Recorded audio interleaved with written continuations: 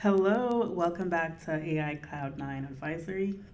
No, welcome back to Cloud 9 AI Advisory. And today I wanted to just talk to you guys about how you can prototype your app idea the way the professionals do. And by prototype, I mean it's a version of the app that is not usable yet, it's not in production, but it is a great version to take to a developer to start building out for you.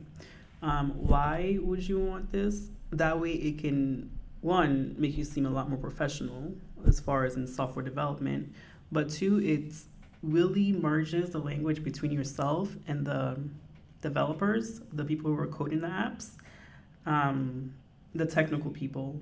So that's what the point of you prototyping is, because if you don't have a prototype version of the app, you can go without the prototype. Like, don't get me wrong, you can. But having a prototype helps you communicate better with the developer as far as the expectation. So, the way the pros do, I'm going to quickly just go over how you can do it by creating a requirement document, the documentation for it, as well as the prototyping. It'll be a quick one, but it's going to be very useful. And for me, my experience comes from actually working in this environment in enterprise applications where they're building apps that are for hundreds of users and thousands even, and it's $1 million apps. So that's the level of what I'm talking about. It's mainly good for structure and documentation. Anyways, so that's why this is for people who are just either curious about learning how to do this, or if you have an app idea or any kind of AI tool you want to build, that's wonderful. But if you don't know how to code it yourself and you want to at least have a good communication with the developer and people you're about to reach out to eventually, this is perfect and great for you. All right. So I'm really just going to show you what I used to do at work. I'm a system business analyst, so my position was literally the person in between the business team and the developers. So I created documents, which I'll show you how to do that just really quickly using AI, but you can create a use case document, business requirement document, and your prototype document. So let's just get started and get into it, okay? So this here, just going to show you real quick, what we're going to do really quick is the steps that I'm going to show you right now. So particularly in my job, like these were my main responsibilities. Mainly the business requirement documents. So I did a lot of documentation in this area here. But this I did when they were about to come make a purchase or to decide whether to make a purchase or to sell in, to create an in-house. Okay, so on the side here, I have prompts that I use to help me out with creating these documents. And I'm really amazed because, like I said, this was my job that I got paid a lot for, and seeing how AI can do the same documentation. Not exactly the same, I'll have to be honest, it's not exactly the same, but it's still pretty good, especially if you already know what you're doing. So for me, it was very easy to look at it and validate and check. So let's get into it, okay? Um, so first, so let's just say that you're somebody who you have this app idea where you want to be able to track your receipts for expenses, right? Say it's what you want. So what you will do, and whatever else it is, if it's an app for skincare or for helping you track like your growth for growing plants, what you first just think about, you can write it down to is like, what app do you want to create? Like, what does it do? And literally just write this in your natural language that you speak in, type it out what you want it to do. I want this app to do this, it's for this group of people. So what I did was I just literally, this is what I wrote down for that section.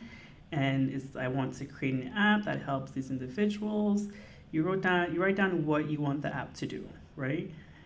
So this is me just going through the steps. This is not the process that I take at work, because in the work environment, it's a lot more that goes into it, especially if it's enterprise and the big money, a lot of money is going into it from the company. So it's a lot of work with the team members, the developers, and the business users and the project managers.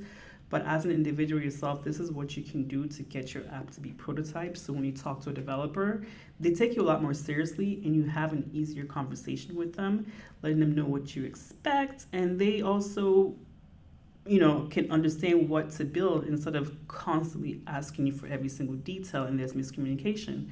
So you start off with just on a document, just even open up a Word document like this, write down what you want the app to do, pop it in ChatGPT or any other large language model that you're using.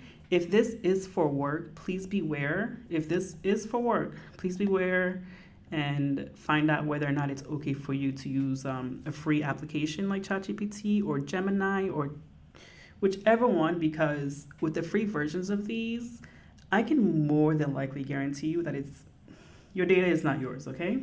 I'm 100% sure that they are training the chatbot on whatever you feed it. So just as a little, side note, if this is actually for work you're doing. So I just put that in, and then it, just to have a conversation with it, letting it know what I want to build.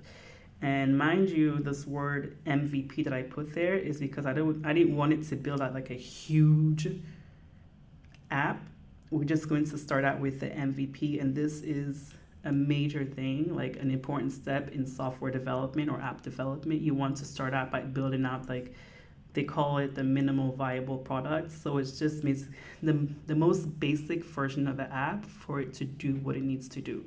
So let's say, for example, Facebook, when Facebook first started, MVP for that was just for somebody to be able to share, to just share their experience, whether it's their status, and to connect with friends. When I got on Facebook, I remember that's what I was able to do: create my account, share my statuses, and connect with friends, and post photos. So it's just a basic thing. All these other stuff with groups and things like that, they came along later on, but the MVP of your product is just what is the most basic thing that when people do it, it's worth it for them to actually be on this app or use this app or invest in this app. Like, what problem is it solving? That's directly what the MVP should solve for. Basic, not the extras.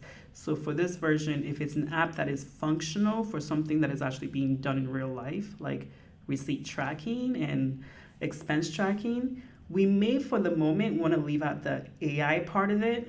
Although, AI sounds great and wonderful, you don't need AI in every single MVP unless your app is AI first, and obviously, put AI functionality in the MVP. It has to be in the MVP if it's an AI app.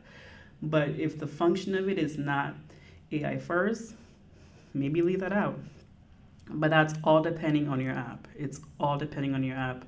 So after that, having that conversation, letting it know what I want, the next thing that I am suggesting to do is to create a use case document. This is not an important document to have if you are just wanting to create the prototype to talk to the developers, but it's a good documentation document to have.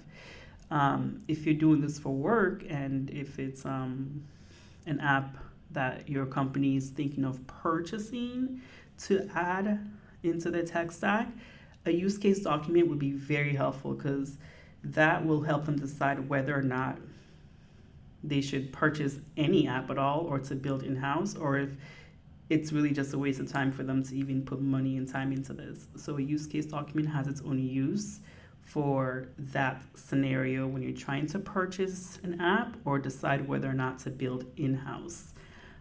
So for the use case document, what I did, since I have experience in it, so I'm able to check and see if it's correct or not, I just told it what I did. So you can use this as an example of if you want to create your own template for documents that you've created before, you can take this approach. But for this one, I just told it when I wanted to create the template for it that, if it's aware of what a use case document is, and I just gave it the description of what I created a use case document for, and it was able to recognize what I was speaking about as far as what a use case document is, and it gave me an outline of what goes into it.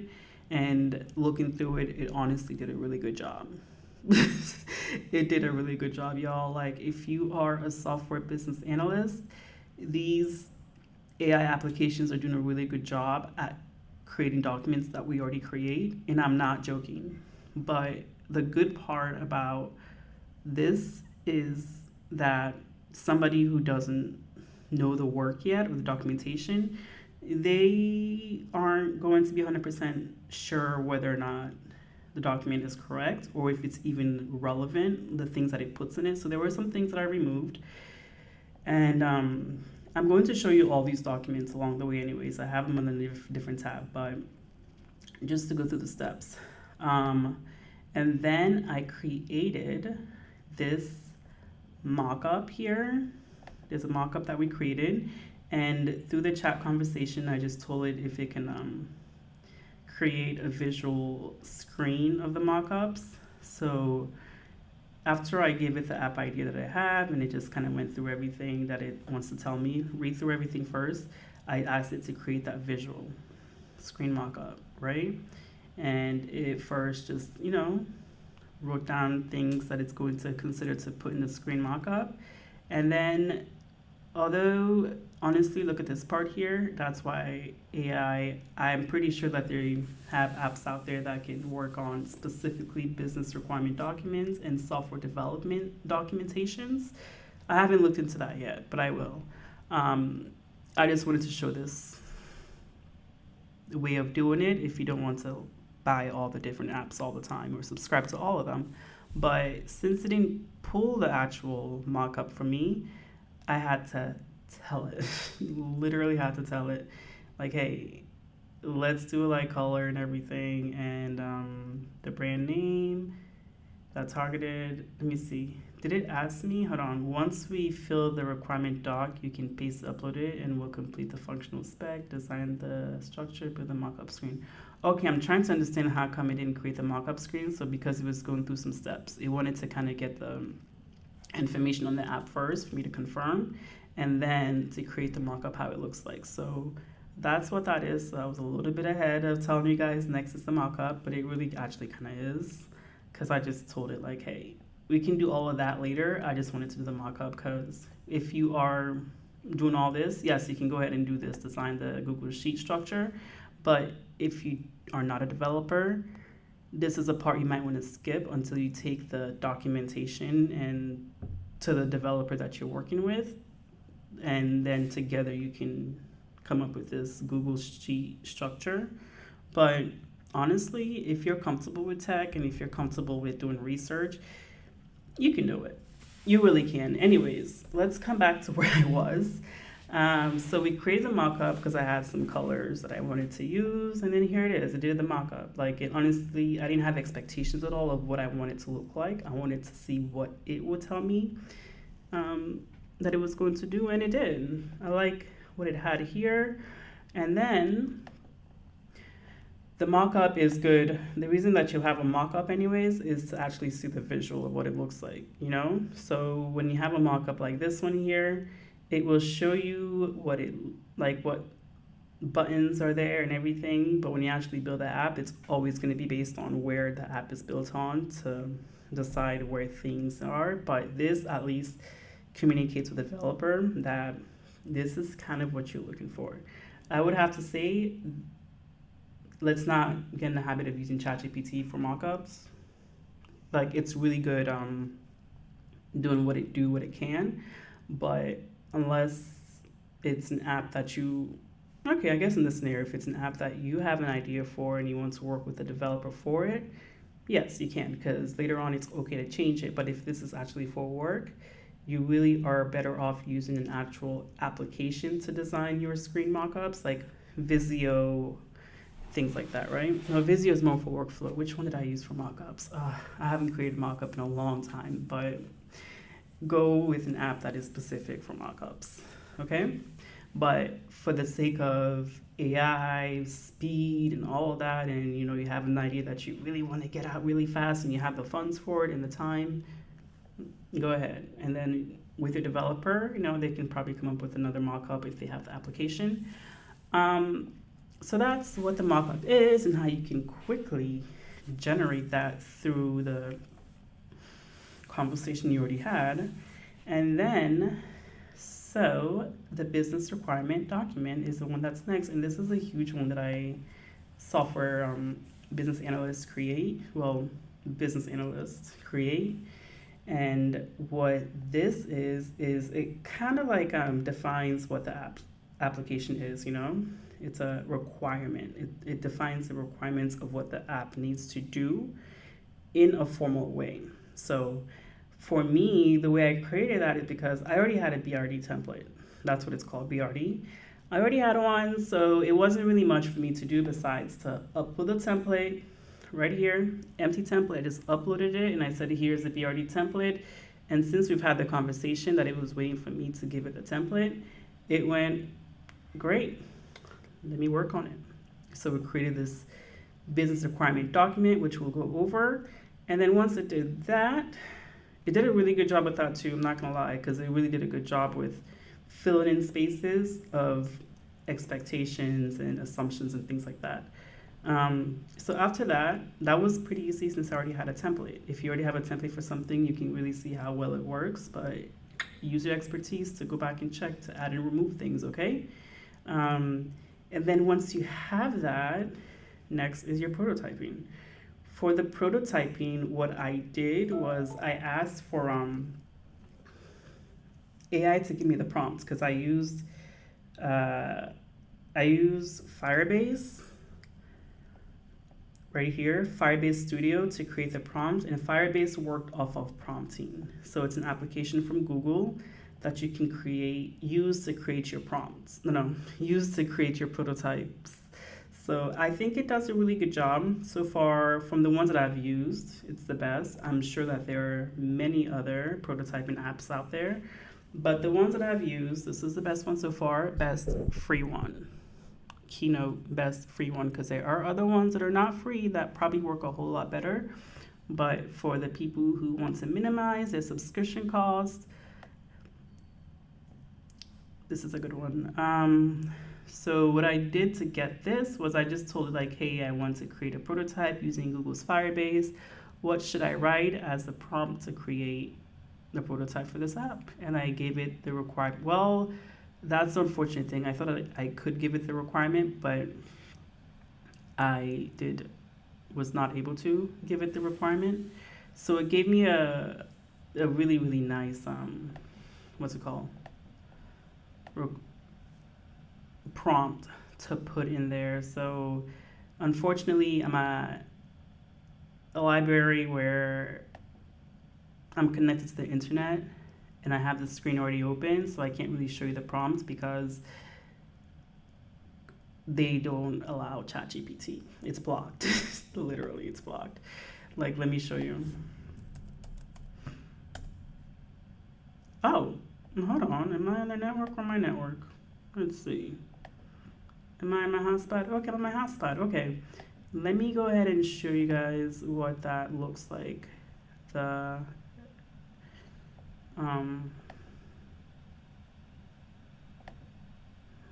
The prompt that it gave me for the prototype, because it was pretty lengthy and it considered what I had on the requirement document. Use case document creation. Let's see. Prototype. So this is what I ended up using. This is what I ended up using, right? The prompt for it.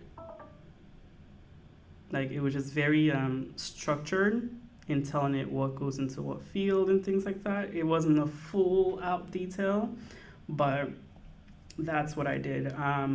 At first, when I asked it to give me a prompt, it gave me like a long thing, like databases and things like that. But what I noticed is that these apps, they work better step by step. Like, if I wanted to create the user interface, a database, or this, or that, all of that, it will take a lot of time, and that gives it more space for errors. So if you do it step by step, so first I told it like, hey, I want to do this in multiple steps. First, I want to build an interface, and then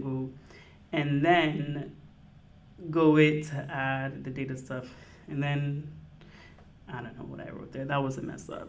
Go it to add. Anyways, but yeah, that's what we did, and the reason why I knew what to pull and add is all about my prompt engineering technique. So it's really important for you to get familiar with prompt engineering, although it's simple as just typing questions and asking things to get created. You can really, really get best results by actually learning techniques and understanding what you want to build. Okay? Because if you don't understand what you want to build, you don't have techniques, you're really just going to kind of stay at the this is great, this is good, this is okay, but I could do without it level. So, through picking and choosing through here, I had a pretty good prompt that gave me the prototype here of what the app should look like. So, mind you, like I said before, this actual build is very different from what ChatGPT gave me for the mock-up, right? So just be aware that what you're creating for the prototype and the mock-up and things like that, and even in software development, although there's a lot more structure in software development and a lot more control, because we're always checking work, reviewing work, correcting work, and making sure everything matches. For the sake of you trying to just get your app idea out there and finding a developer to help you build it, this is okay, long as you can communicate with them. So communicate with them effectively for what the end goal should look like. So let's go ahead and review these documents real quick. So the use case document, right? That's the one that we first created when I told it, you know, what I want the app to have. Just kidding, that's not the first one because I actually did the requirement document first, but I would suggest that you start with the use case document, but if it's not useful to you, go ahead with the requirement document. But the use case document here, it's the one that basically pleads the case for the app, okay? That's what the use case document for. It pleads the case for whether this app is a good thing to invest in, whether you invest in your time in building it, which equals also money in it, or whether you should just go ahead and buy one. So you're pleading a case for it. So what a use case generally has is like an executive summary. So you see how like having these things up front when you're talking to your developer, and this is what you actually also present to your developer that you're working with. So that way everybody can be on the same page. But this is more, this document serves primarily for you or for the person making the decision on what decision they want to make, whether to go ahead and move forward with building, buying, or no, forget about it, we don't need this. So the executive summary just talks about, presents the use case for implementing power. It kind of presents the document, right? That's what it does. As far as this is what's happening, it just states it addresses common challenges in manual expense management and demonstrates how automation and natural processing can streamline receipt handling, tax preparation, and financial record keeping. So it's like a very high level overview of the document, just kind of stating what's happening now, the challenges, and how this thing can solve it. And then the problem statement focuses more on the problem because you want to present because you want to fix a problem with the app. Like even in personal use cases, like in your personal life, using an app just because, great, wonderful, no problem with it, you know. But if it's an app that you're going to spend money on and a lot of time in, what problem does it solve for you? Whether it's just for you killing time, that's a problem because you're bored and you don't know what else to do with your time. Okay, TikTok and Facebook have their problem. Connecting with people, that's a problem statement that they're fixing. And with this finance one, it's, you know, difficulty to match receipts to expenses. Receipts often get lost. I know about that. I definitely know about that. Manual entry of receipts is time consuming and error prone. And this is what a lot of accountants and people who file taxes for other people tend to actually experience if they're very hands-on with the filing. But as far as entering receipts information and all of that, you know. But so let's just stick to the scenario of this app is supposed to actually solve a problem. So that's what that is. Not for entertainment, but an actual problem. But or if it's for entertainment, like what is it solving? Because all these other apps, even though they seem silly or they seem like they're time wasters, you know, a lot of people are talking about to disconnect and everything, they are solving a problem for people. Like I said before, it's the problem of connection, the problem of boredom. And honestly, nowadays, it's a problem of money because a lot of people make money through the apps. TikTok Shop and the partnership programs on Instagram and Facebook and YouTube, there's a problem it's solving, multiple different problems. Although it wasn't a problem that was necessary at the time, over time they became necessary. But you do not want to build an app that doesn't have a problem and then later on try to look for one. But let's see. Enough of that. Sorry for preaching with the whole problem statement thing. But so the solution overview is just a quick overview of what the solution is that we're going to use to solve the problem. So the solution overview here should address every single one of the problems that we have here. Okay, if it's not addressing every single one of the problems in the solution overview, we'll address that. All right, so that's what that is. So for this one, it's the overview is that we're going to use an AI-powered expense and receipt tracker that uses automation and NLP to intelligently extract, categorize, and store receipt data. All right. And these are the features of what it is that we want in it, NLP data extraction and auto categorization, all that stuff here. And then we identify our target users and the use cases that it's going to address. So we have freelancers, remote workers, and individuals filing for itemized tax return. Great for us. And then that's for individuals. And then for businesses, it's small business owners, teams submitting employee reimbursements, and accountants handling multiple clients.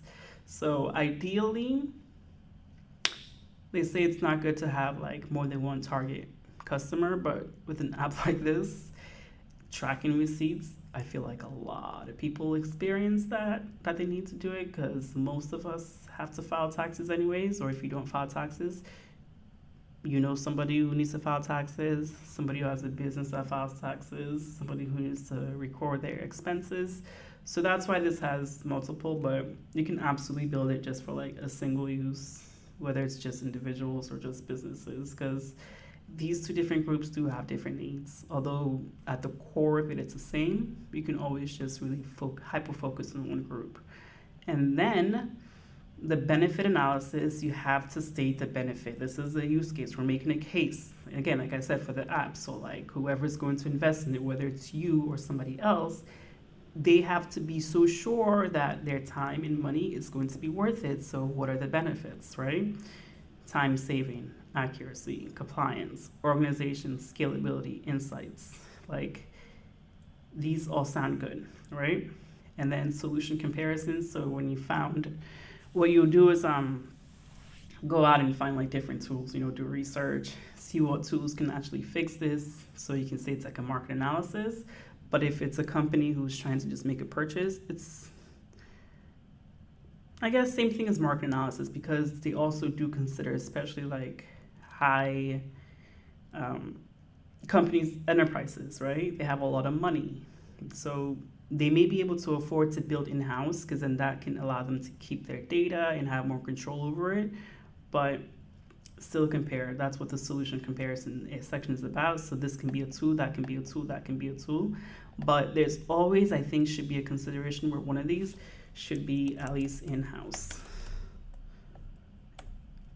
Just to give that consideration, just to see like, well, is it better for us over time to actually own this? Because, hey, having an in-house application that is very valuable is really good for a company. But if it takes a whole lot more to actually build it in-house, like it's a lot more of a loss, then that is up to the decision maker to make. Okay, so that's that. And then you also do an analysis of the cost overview as far as how much it's going to cost to run this application or to build it, right? Whether to purchase it or to build it, how much it's going to cost, and for each option. So if you're looking at 2 tools and building in-house, you'll do that overview for the 2 tools and the in-house. If it's 3 tools, you do it for the 3 tools. And then section 8, and this is where you write your own recommendation as far as, okay, all these comparisons, which one are we going to take? Which one do we suggest? If you're an analyst doing it for a company, this can just be your suggestion and the decision maker decides. If you're doing this for yourself, for your own idea, for your own company, then I think still have that recommendation there. But then when you speak to your team or you speak with yourself, if you are your own team, you can decide, go look at your own finances, how much you have saved up, and make a decision whether or not it's something worth moving forward with or wait before you build, or to make a decision. That's all it is. And then one part here, this is the part that we had the hardest time working on, because nobody really wants to say, hey, let me take more responsibility for the same pay, right? So the governance and the maintenance plan is very important as far as who's going to maintain the system, who's responsible for running it, who's going to be admin, is there resources available to actually maintain this? So you build an app, it sounds great, but it needs to get maintained. It needs to get maintained. So whether it's for your internal team or for outside customers, there needs to be a maintenance plan, a governance plan. All right. And then this is all the way also adjust any kind of auditing things that need to get done and things like that, and data security, other security and license things to consider as part of the governance. And if you have screenshots, which usually could be a mock-up for the applications that you're looking at, or just the actual screens, not mock-up, but if existing applications actually have their own applications. So yeah, this is where appendix information will go into. So that's the use case document. This is an important document to have as far as to be on the same page with the project, but it's not to say the most important when it comes to that. I think when you're working with a developer, this is important when there's a decision to be made. Absolutely, because it can save you a lot of money and time if it turns out that the project isn't something worth pursuing. Many companies have invested time and money into AI applications and they end up not building it, or if they do build it, it's a waste because they end up not using it. Because it turns out nobody wanted to maintain the application. Nobody wants to be in charge of a new application on top of their job. Or it turns out that it was a lot pricier than they expected because they did not do the cost analysis. Because big apps like these, they tend to build up because it's per user, per this, the way the billing goes. And then, so next is a requirement document. So this is one that is very important if you're trying to work with a developer and understand the language that they're speaking. The one that I have here, it's a high level one, so it's a business requirement document. If you really want to get into the details of it, look into a system requirement document. So it's similar to the business one, but it's more technical, because it's defining what's in the system. So a business requirement one, this is usually designed by the business team, and the system requirement document is usually designed by the system development team. So the purpose of this document is to outline the requirements. Requirements are the things that are required to be in the application. So this just introduces the application itself, and we're just stating that this is an MVP version to be developed. And then, so in major applications or applications that are existing and they're making changes to it, adding the requirement document is a lot longer.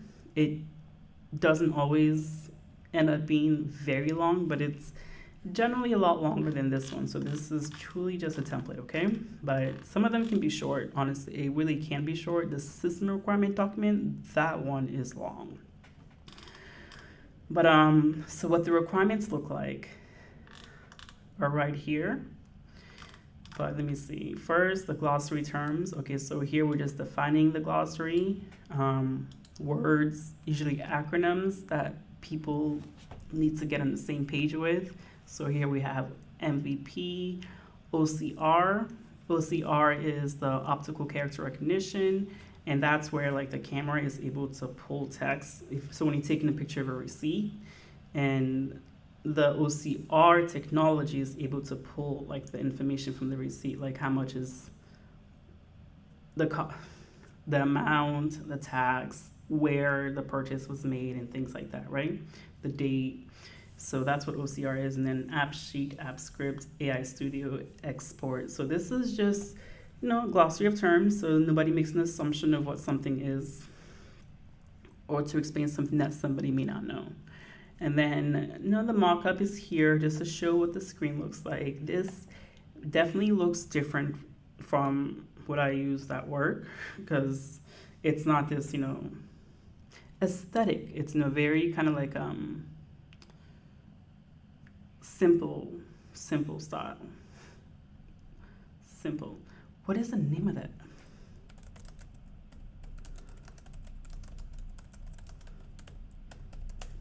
I'm just trying to figure out what is the name of the apps that I used to create mockups. Oh my god, Figma. I've heard a lot about Balsamic. That's the one I use a lot. Balsamic is a really good one to use. Figma is the one I'm hearing a lot about right now, like very popular. I think it's AI based, but Balsamic is the one I'm used to. And you may hear the word mockup also being used as like wireframe. So just FYI. But let me go back to the screen here. Yeah, so that's the screen mockup here. So they usually go here, and then usually you won't have let me see, this is a dashboard. I just put these are just like here for me to take a note of, because I'm doing research to just see like how far AI has come into duplicating the business analyst's work. So I have two different kinds of mockups here, but usually, typically, it'll just be one type. As far as you see, the dashboard is here, and we have dashboard here. So these are two different kinds of mockup styles. But so you have your mockup section, and this is where you and the developer can visually see what it should look like. It may change now if when, as you may notice that I have here on the intro that I want the app built on Google App Sheet and Google Sheets and things like that. But the markup is I did it on ChatGPT, so I doubt that it's considering App Sheet visuals. And then also we do end up creating the prototype on Firebase, not Google App Sheet, and that's because App Sheet doesn't have a simple prompt-based way of creating the app.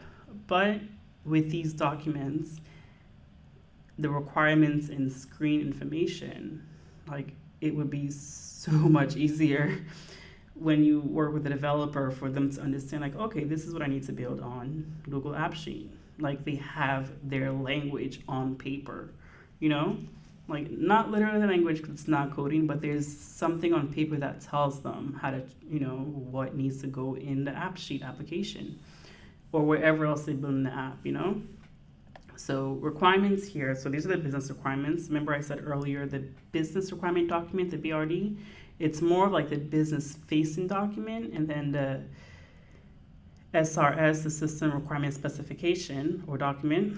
That one would be more like technical, the system and the requirements. So like for example here, the requirement number 1 is users can upload a receipt image via mobile and tablet.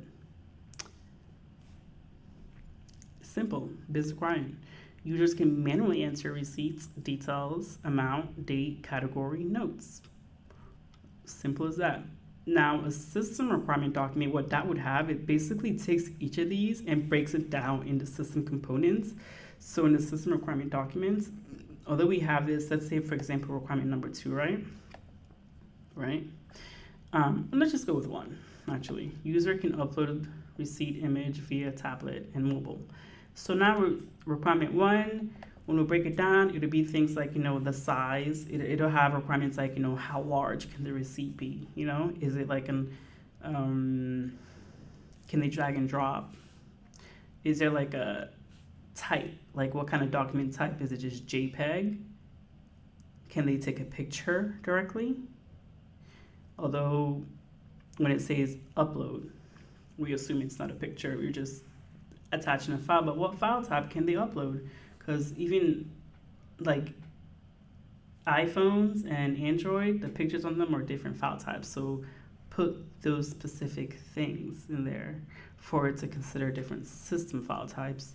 And then the user can manually enter receipt details. Like in the system requirement document, it'll break all these down. Like, is there a maximum amount? Or like in the amount, not to accept letters when it's supposed to be in the monetary amount, you know? And then how far back of a date can they go back to add a receipt? Are they allowed to? And then what categories, are we limiting the categories? Is it a drop down? Is it a type in? Are we allowing them to even put in a category and just let AI do it? Anyways, in the notes, how long is that notes thing? Is it 20 characters? Is it 100 characters? So system requirement breaks it down, but this is the business requirement. So you go through the things that you want the application to have, the required things. So you can see here how much easier it is that the developer when they actually have something to read versus, hey, I want to build an app that's like an expense and receipt tracker. Let's go on it. Yeah, you can do it. Absolutely. You can move fast, break things, and apologize never. Okay? Or if you also want like a systematic way of doing it, where if you are pretty new to the software development side of things, even on the business side, you have a document here that you've reviewed, you've built, you've gone over. So now you're talking to the developer like, hey,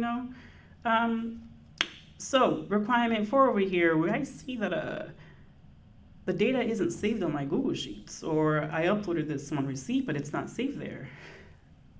And they understand, versus, oh, it's not saved. Like, it's just easier, especially when you're testing, because now you can go through all of these and make sure all these are done, and you're not leaving it up to like the vibe to test it, to say, okay, well, this is good.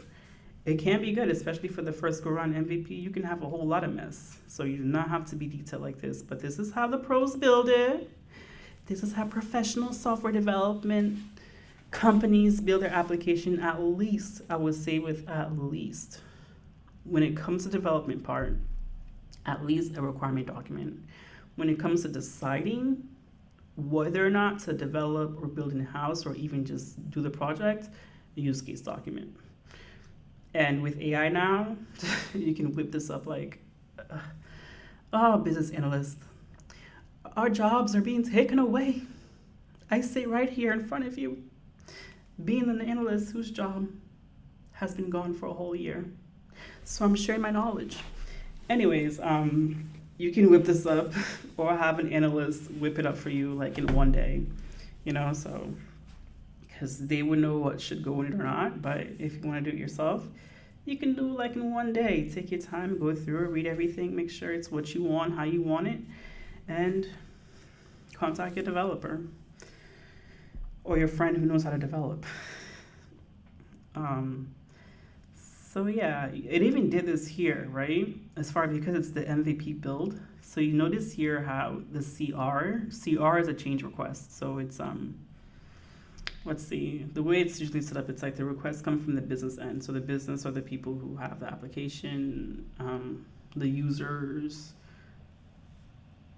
and things like that. Not the ones developing it, but the ones who are running the business. So they submit the request. So the initial one usually is a CR001, change request. Now, with it put in CR2 and CR3, this shows you that this is supposed to go at a later version, all right? So the app auto-categorizes expenses using predefined AI. So it's bringing in all the AI capabilities in the later versions, which, with these fast way of app development, like this is super agile right now, the way apps are being developed with AI.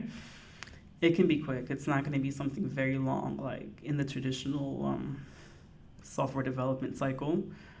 So yeah, I think admin can integrate Google Drive to store image files.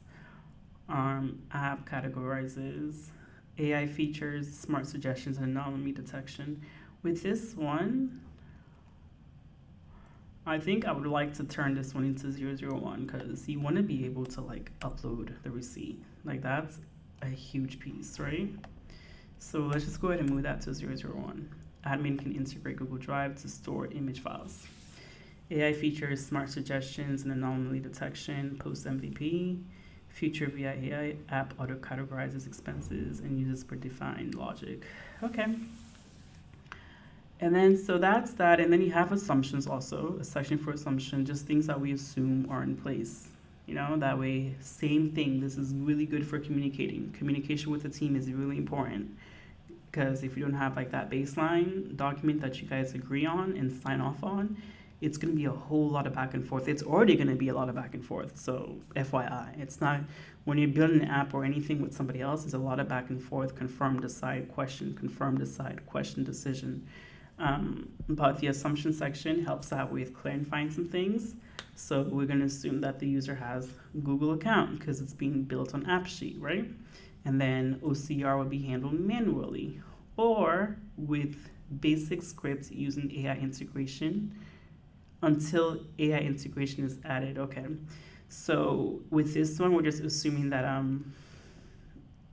the first MVP version that the person is putting in the receipt information, or what we can do is create a script on Google App Script, that's what it's saying, or with basic script until AI integration is added. So until we have AI, you can use Google App Script to do the OCR, which I've tested that before and it can do it. So you take a picture, it goes on Google Drive, Google App Sheet grabs that, it looks at what's on the document, and then it fills in the Google Sheet with the receipt information. You can do it. Users will manage and organize receipts within 12 months tax period. So this is just like, basically the reason for this one, the assumption is that like the user needs to get used to putting in their receipts. We want that first before we have AI handle everything. So this is kind of like, you can say, the training.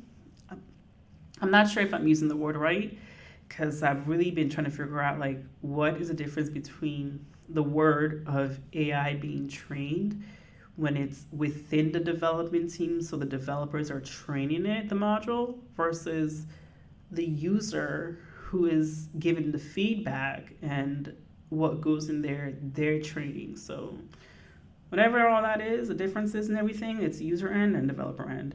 So what this is doing is a user end for them to actually train the module. Like, okay, well, with this one, this is what you put in. This kind of receipt, it's this category. And the MVP will focus on individual users and small business owners with under 500 receipts. And users will prefer mobile tablet access with occasional desktop exports. Okay, so that's a requirement document. So like I said before, this document is a very important one, especially when you have an app that you want to build and you are not a developer yourself, but you want to have a structure and an easier way to communicate and be on the same page with your developer. So that's a requirement document, right? And then next thing that I'll go over with you guys quickly is we've gone over the mockup, business requirement document, and then the prototype. So I already showed you guys but I didn't show you the full, what's it called?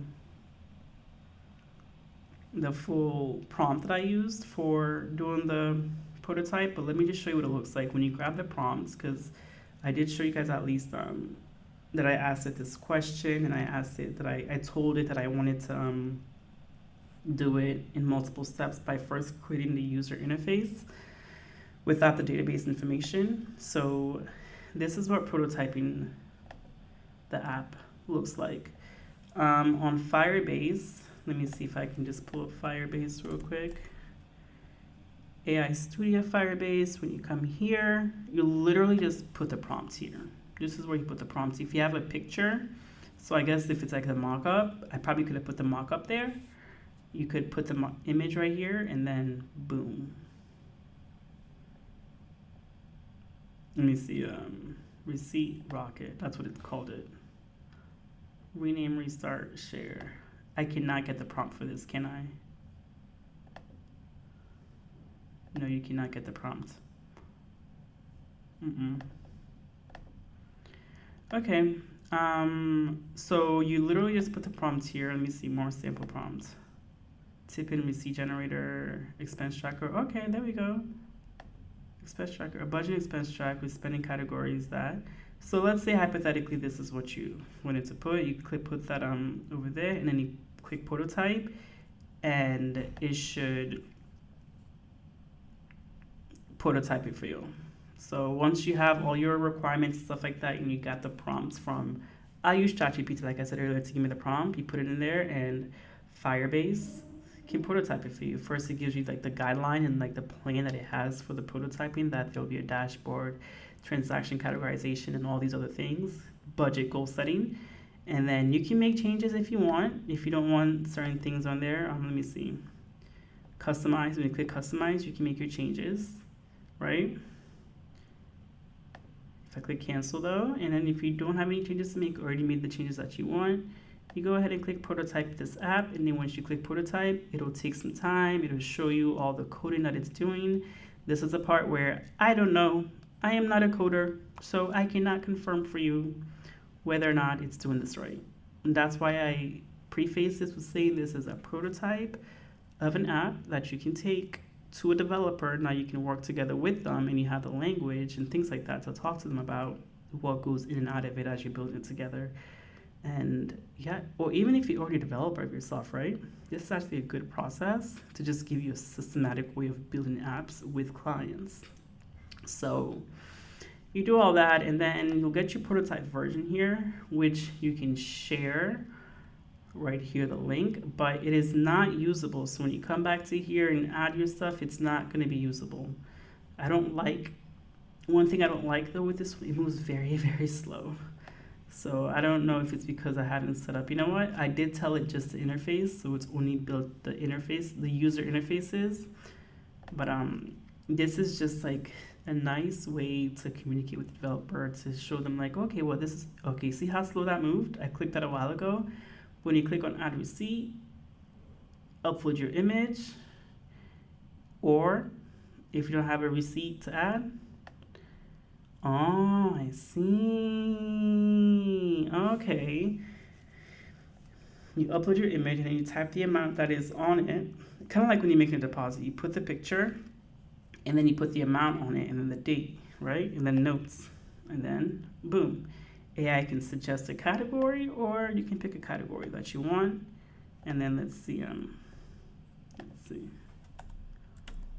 $12. I don't even have a receipt really to add, so this is not useful at all. I wonder if it'll take any kind of picture, because let's just go ahead and see.